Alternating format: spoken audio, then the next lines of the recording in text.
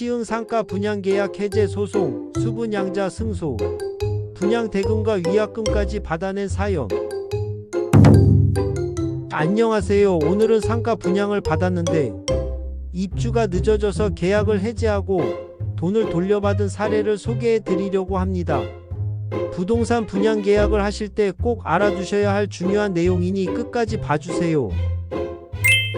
사건의 시작. 2020년 여름과 가을, A씨와 B씨는 시흥시에 새로 지어지는 상가를 분양받기로 했습니다. A씨는 8월에 약 5억 8천만원짜리 상가를 계약했고 B씨는 11월에 약 4억 9천만원짜리 상가를 계약했죠. 두 분 모두 회센터를 운영하려고 상가를 구입하신 거였어요. 계약서에는 2022년 3월에 입주할 수 있다고 적혀 있었습니다. 그래서 A씨와 B씨는 계약금과 중도금을 열심히 납부했어요. A씨는 약 1억 7천만원을, B씨는 약 1억 4천만원을 이미 냈습니다. 문제 발생. 입주가 계속 미뤄지다. 그런데 약속했던 2022년 3월이 되어도 상가는 완공되지 않았습니다. 3개월이 지난 6월이 되어도 여전히 입주할 수 없었죠. 그러다가 7월 21일에 갑자기 시행사인 시회사가 7월 28일부터 8월 27일까지 잔금을 내고 입주하라는 통지를 보냈습니다. 약속보다 5개월이나 늦은 거예요. 회센터 오픈 준비를 하고 계셨던 A씨와 B씨는 당황하실 수밖에 없었습니다. 계약서에 특별한 조항이 있었다. 다행히 분양 계약서에는 이런 상황을 대비한 조항이 있었습니다. 계약서 제11조에 시행사의 잘못으로 입주 예정일로부터 3개월 이내에 입주할 수 없게 되면 계약을 해지할 수 있다고 명시되어 있었거든요.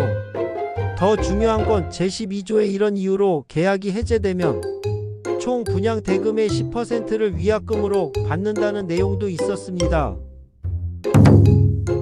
법정 공방의 시작. A씨와 B씨는 변호사를 선임해서 시회사를 상대로 소송을 제기했습니다. 계약을 해지하니 받은 돈을 돌려주고 위약금도 달라고 요구한 거죠. 그런데 시회사는 여러가지 이유를 들어 반박했습니다. 첫째, 계약서에 나온 입주 예정일은 잠정적인 거고 나중에 우리가 따로 통보하는 날이 진짜 입주 예정일이다. 둘째, 계약을 해지하려면 너희들이 잔금을 낼 준비가 되어 있다는 걸 증명해야 한다. 셋째, 우리가 이미 준공하고 입주 안내를 했으니 너희들의 해제권은 사라졌다. 넷째, 상가에 중대한 하자가 없으니 계약 해제 사유가 안 된다. 법원의 판단은 법원은 A씨와 B씨의 손을 들어줬습니다. 입주 예정일에 대해서 법원은 계약서에 2022년 3월이라고 명확히 적혀 있는데 이걸 시행사가 마음대로 바꿀 수 있다면 계약서를 쓴 의미가 없다고 판단했습니다. 잔금 준비 증명에 대해서 이 조항은 수분양자를 보호하기 위한 특별한 조항이므로 굳이 잔금을 낼 준비가 되어 있다는 걸 증명할 필요가 없다고 했습니다.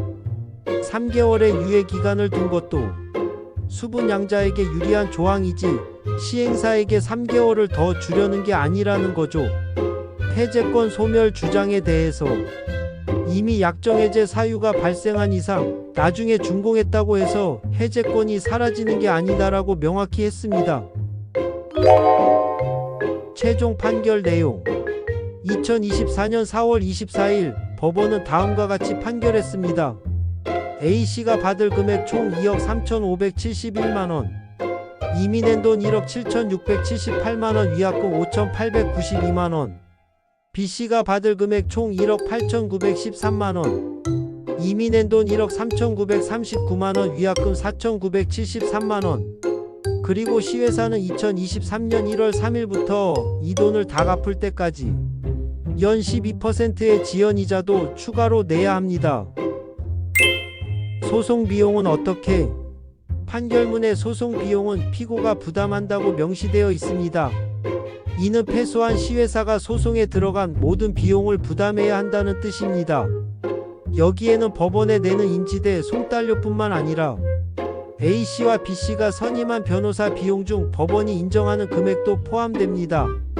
보통 변호사 비용은 실제 지출한 금액의 일부만 인정되지만 그래도 상당한 금액을 보전받을 수 있습니다. 이 판결이 주는 교훈. 이 사건은 분양 계약을 할 때 계약서 조항을 꼼꼼히 확인하는 것이 얼마나 중요한지 보여줍니다. 특히 입주 지연 시 계약 해제와 위약금 조항은 꼭 확인하세요. 만약 A씨와 B씨가 그냥 조금 늦어도 어쩔 수 없지 하고 넘어갔다면 수억 원대의 돈을 오랫동안 묶어두고도 아무런 보상을 받지 못했을 겁니다. 하지만 계약서의 조항을 근거로 적극적으로 권리를 행사해서 원금은 물론 위약금까지 받아낼 수 있었죠. 부동산 거래를 하실 때는 항상 계약서를 꼼꼼히 읽고 문제가 생겼을 때 어떻게 대응할 수 있는지 미리 확인하시기 바랍니다. 특히 상가나 오피스텔 같은 수익형 부동산은 입주 시기가 매우 중요하니 이런 조항들을 반드시 체크하세요. 여러분도 혹시 비슷한 상황에 처해 있다면 전문가와 상담해서 적극적으로 권리를 찾으시길 바랍니다. 오늘도 시청해 주셔서 감사합니다.